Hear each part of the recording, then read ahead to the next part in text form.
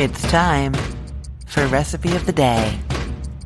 I don't exactly do Meatless Monday, but I do try to have a meatless dinner at least once a week. Well, especially now that we are out of the holidays and I'm just trying to think of fresher, lighter things. I know I've said this before. It's not a New Year's resolution or a January diet or anything. I just ate a lot in December and cooked a lot, and there was a lot of rich, heavy food, and it's just nice to turn to something lighter and brighter, you know? So it's probably not a big surprise to you, given the sorts of recipes that I talk about all the time, that my family is like a meat eater kind of family. And so doing these meatless dinners can be a little bit challenging because it's just not what they expect or are used to all the time. And one of the things that I have figured out to do that really works for us is to make sure that our vegetarian meals have at least 2 protein sources. If there are 2 good proteins in there, it seems to just go under the radar and nobody even notices and everybody's super happy and satisfying.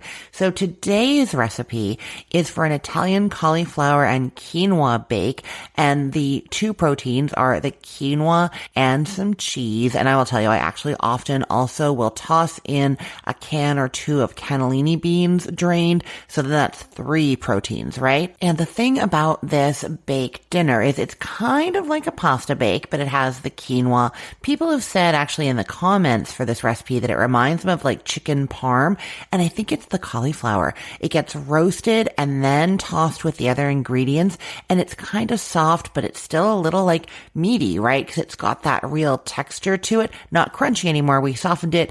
And so it's got that caramelized, roasted, kind of meaty cauliflower texture going on, you know? Okay, let's dive into making this recipe. So you're starting with the cauliflower, and the recipe calls for 30 ounces of cauliflower florets. So if you are buying the bags of florets in the produce section of the grocery store, those usually come in 10-ounce bags. You're going to need 3 of them. I know that sounds like a lot because this recipe serves for 4 good-sized eaters. If you have 4 people, 2 of whom are not as good-sized, you might have a little leftover, right? But it's because it shrinks down a little bit, that cauliflower. And also, like I said, it's kind of like the main part of this meal. And so you do want a lot of it. So, like I said, 3 of those 10-ounce bags of florets.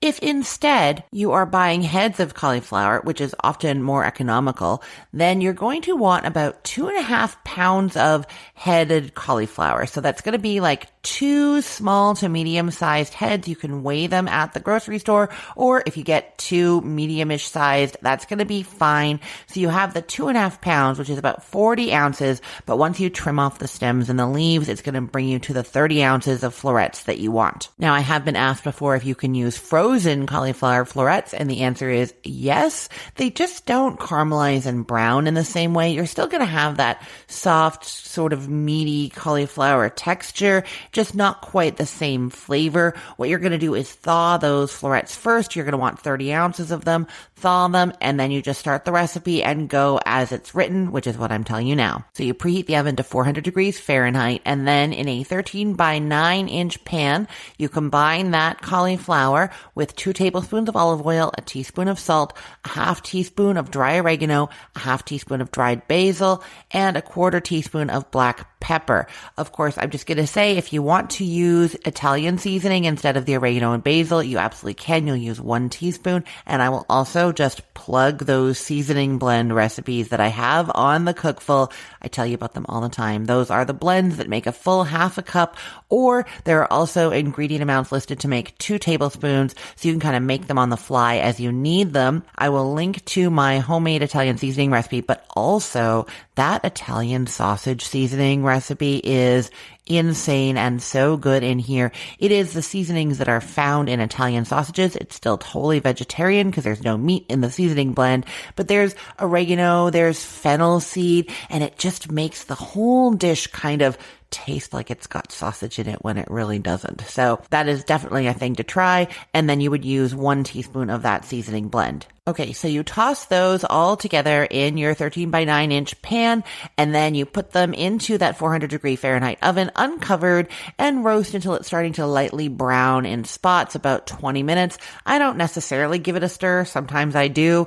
Up to you. If you have a moment and you're doing it, great. If not, sometimes I find that it actually browns better in the spots where it starts to brown if you just leave it alone. So either way is fine. Now, this recipe actually has you cook the quinoa as the cauliflower is roasting in the oven. If you already have cooked quinoa from leftovers from the other day, you can use that. You need 3 cups of cooked quinoa or 1 cup of uncooked quinoa. And I'm just going to say you have got to try rinsing your quinoa before cooking it. If you think you don't like quinoa, or if you're like indifferent to it, or if you've just never tried this before, you have to try it. And you really have to rinse it very, very well. Quinoa grains, when they're not cooked, have this like powder on the outside. It's called saponin, and it has a bitter flavor. And you want to get as much of that off as possible. And I will say, I did a test a couple of years ago where I took quinoa and didn't rinse it, and I took some other quinoa and rinsed it well for 1 minute, and then took another batch and rinsed it well for 2 minutes, and a fourth batch, I guess,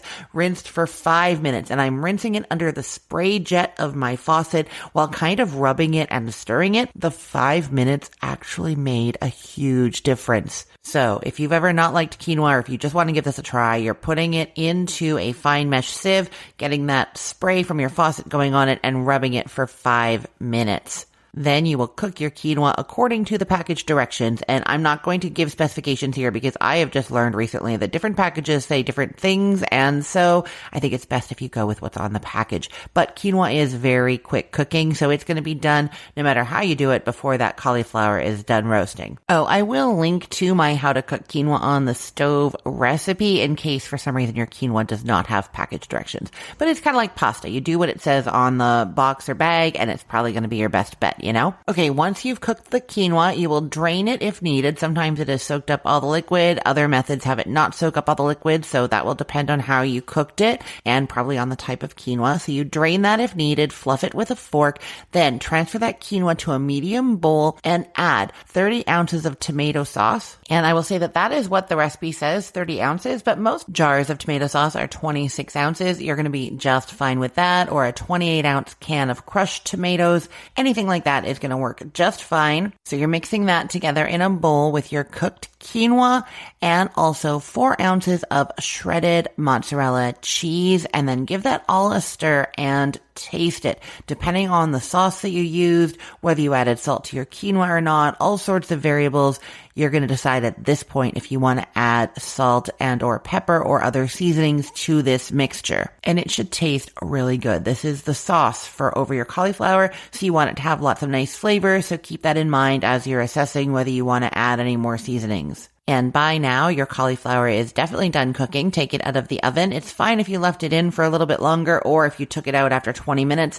Nothing is going to hurt this at this point. So get that cauliflower, leave it in the pan that you had it in, and add the quinoa mixture with the sauce and the cheese and the seasonings to that. Give it a stir, and then top it with another 4 ounces of shredded mozzarella cheese sprinkled on top. Put that back into the oven uncovered and cook just until the cheese is melting and the sauce is all nice and bubbling. 15 to 20 minutes. It doesn't take that long because the quinoa was already hot. Then we added the like room temperature sauce, but it's not like cold, and your cauliflower was hot, right? So it doesn't take that long to heat through. 15 to 20 minutes at that 400 degrees Fahrenheit, and you have a delicious, hearty, protein-packed quinoa cauliflower cheesy dinner for your meatless Monday or whatever day of the week you want to eat this one. I will put the link to this recipe in the show notes for this podcast episode, or you can head to cookthestory.com/ROTD and get it there, or find it in our Facebook group,